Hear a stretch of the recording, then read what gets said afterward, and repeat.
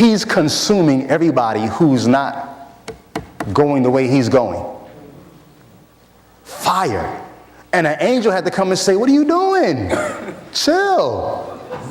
You with the Lord. You saw what he did. Like, go with him. You all right. And so the angel had to stop him. How many times and I don't want to ask this like for you to answer me, but think about it. Can you see the younger generation even feeling like they're getting scorched by the older? Just because they're bringing up something that may not be what the older is into right now. And the fire is coming out, consuming them. And an angel of the Lord has to come and say, wait, easy. It's okay. It's okay. Elijah could go with them, right? So now we get to the transition part. That's your first runner. Elisha. God told Elijah, all right, you want to quit this race? Time to pass the baton? I got you. Go to Elisha, whose name means my God is salvation.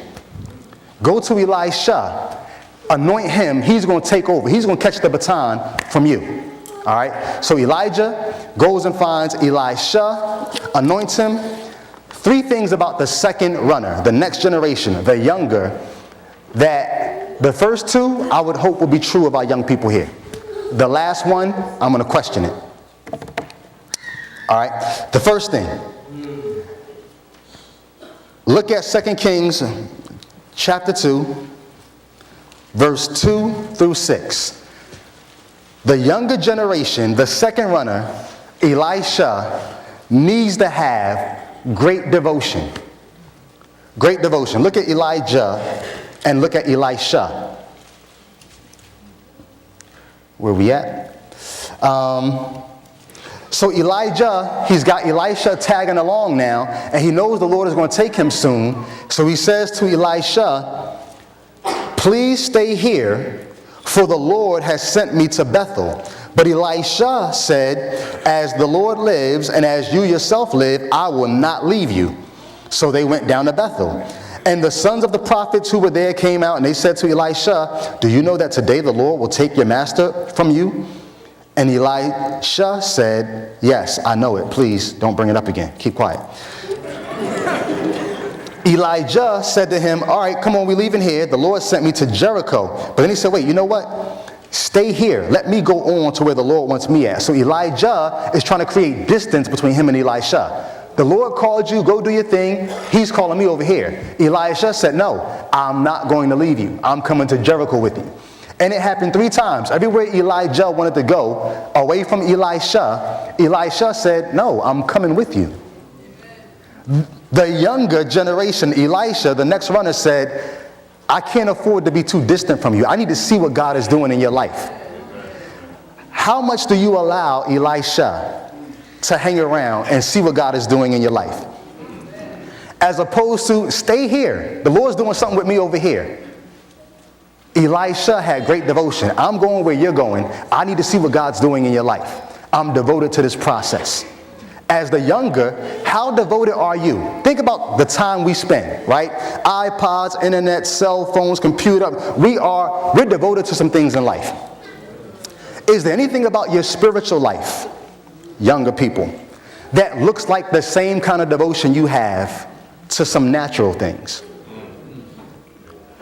You should start, that's what fasting is. Fasting is, let me train my heart and soul to be as devoted to spiritual things as I am to natural things. So like me, the whole month of June, you can hold me accountable if you know me, I'm fasting CNN because I'm devoted to CNN. I'm a CNN junkie. I don't watch any other channel, CNN. I say I need to fast that just for a month because I don't like the way that my soul is more attached to that than I am to the Lord.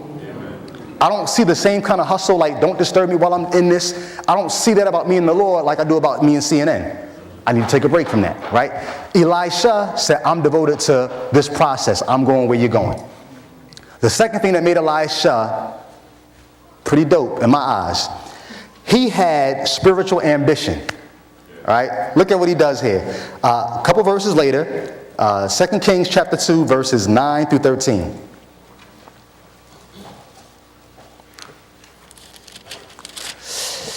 All right, so Here it is. It's time for Elijah to leave planet Earth. And if you don't know the story, Elijah is not going to die. God sends a chariot for this brother. Like, yo, come on up here, yo. You ain't even got to die. Just come on up. He sent a chariot for him, right? So he's out. Well, a whirlwind, right? The flaming fire in the chariot was there, but the whirlwind is what caught him up. And we come into a close, I promise. Elijah, they're about to cross over the Jordan. And when Elijah crossed, he looked back at Elisha and said, Dad, you still here? All right, what do you want? All right, ask what you want, and we'll see if we can make that happen. And here's what Elisha, the young buck, said. He said, please let there be a double portion of your spirit on me. I see what God is doing with you. Can I get a double? Can I get a double? Two things from this. My Elijah generation. Would you say honestly that if the young people are watching your life, do they want a double portion of what they see? Do they want more of what they see between you and God? And I'm not just talking about here, because there's a lot of props here. The band is here, the speakers are here. Home, no props. If your God is real, he's going to show up. If the Lord is God in your home, he's going to show up. If the Lord is not God in home, it's going to be quite obvious. Right? Do they look and want a double portion of what they see between you and the Lord? To my Elisha, my younger generation, do you have any spiritual ambitions? I know we got lawyers, doctors, ball players, hairdressers, criminal investigators. You watch CSI, you want to be that girl in CSI. You got ambitions. Do you have any spiritual ambitions? Here's what I want the Lord to pull off. And I would be so honored and humbled if he included me in that process. When I was 16, 17, I developed spiritual ambitions. I said, wait, God is too big for me to be acting like he don't run things. I want to see him get his glory, and I want to be a part of it. Because I know he's going to get it. I want to be a part of it. And the younger, if you read the commentaries, they go back and forth on, was Elisha tripping by asking for a double portion? It always seems like the younger want too much, right? What you want a double portion for? Why can't you just do what I did? Nah, I want to take it even further. He asked for a double portion. Spiritual ambitions, y'all. We need them. My last point. In this text, that the commentaries, you won't see any other passage in the Bible where the word probably and maybe and possibly show up anymore than this text we're about to read right now. The commentaries are torn. We have no idea why that happened. And so we don't even know. So I'm going to give you my humble opinion, but then the pastor can come back and give you his more educated opinion. All right.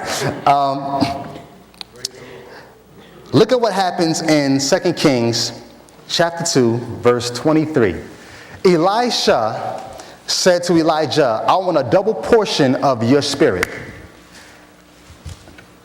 Look at what happens here. So now Elisha has the anointing that Elijah had. He's walking in it. He's performing miracles. But one day, he's leaving one place. He's leaving Jericho and he's going to Bethel. To go to Bethel, he's got to go up a very steep hill. Very steep hill.